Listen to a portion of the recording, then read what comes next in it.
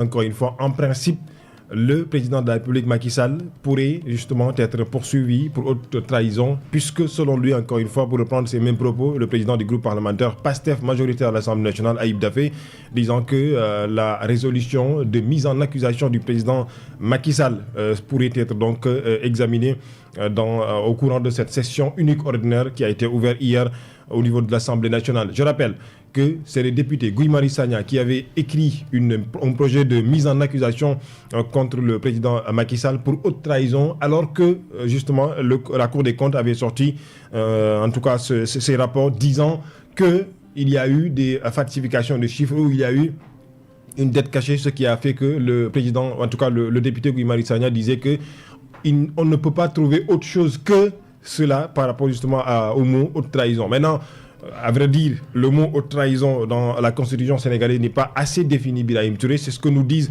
beaucoup d'hommes qui sont en tout cas des connaisseurs en la justice. Aujourd'hui, on soulève encore une fois le débat et ça correspond exactement au moment que Macky Sall est en train de sortir de plus en plus.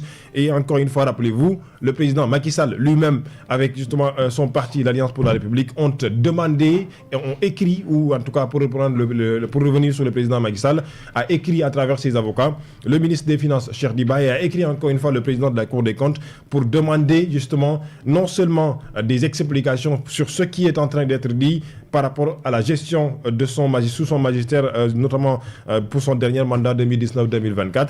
Est-ce que exactement c'est parce que Macky Sall dérange, c'est pourquoi aujourd'hui ils veulent encore une fois donc le déranger? Vous l'avez dit, on attend de voir ce qui se passera. Mais ce qui est sûr et certain, c'est qu'aujourd'hui, de plus en plus le sujet revient en tout cas au devant de la scène.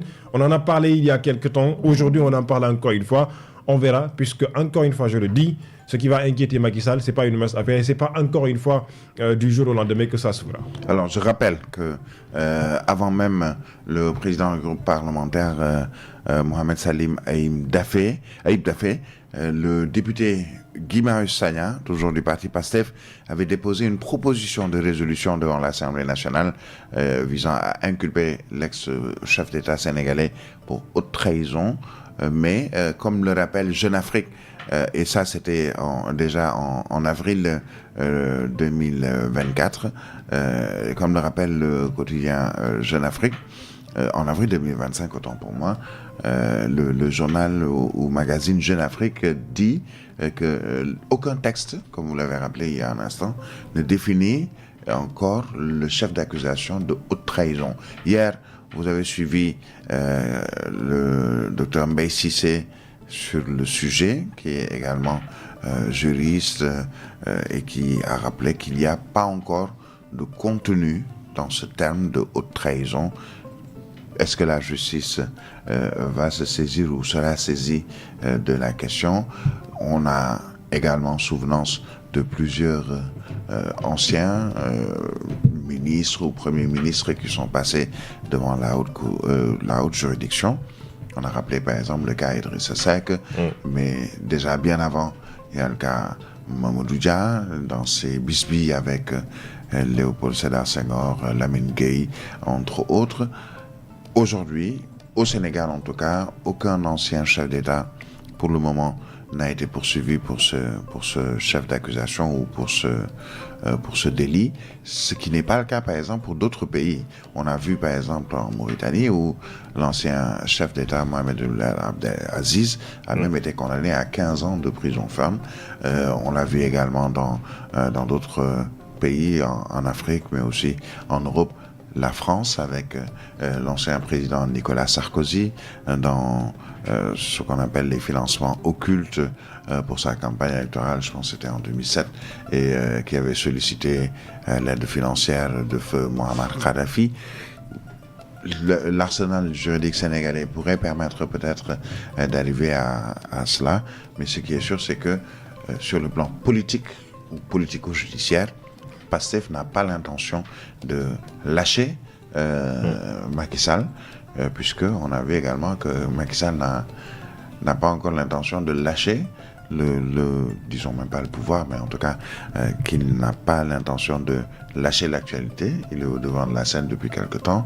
Chaque fois qu'il y a un déplacement du président Bassirou Diomaye Faye, président de la République du Sénégal, on retrouve à côté les infos concernant l'ancien président Macky Sall pour inaugurer ou pour présider une séance au plan international, aux Nations Unies, ou à New York, ou ailleurs. Alors, on peut le dire, c'est un feuilleton politico-judiciaire ou judiciaire et politique qui aura sûrement plusieurs séries, puisque c'est un film, on verra maintenant quelle sera l'issue de ce feuilleton. Alors, Alamine, peut-être on peut revenir très rapidement sur le quotidien Le Soleil avec la préparation et la participation des Lions du football à la prochaine Coupe d'Afrique des Nations, mais aussi à la Coupe du Monde.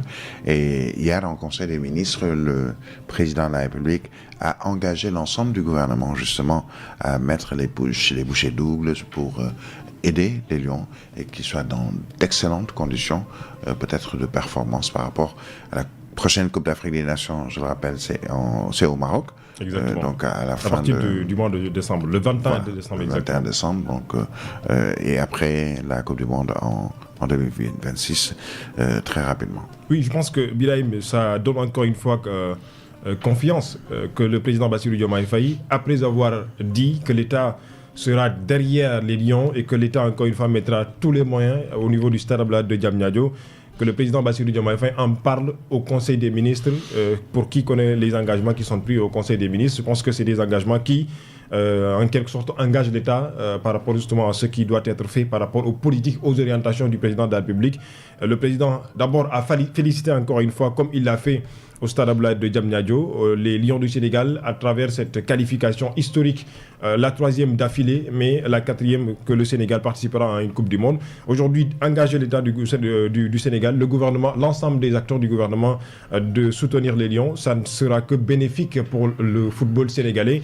Et j'ai l'ultime conviction, en tout cas j'ai justement donc cette confiance des autorités.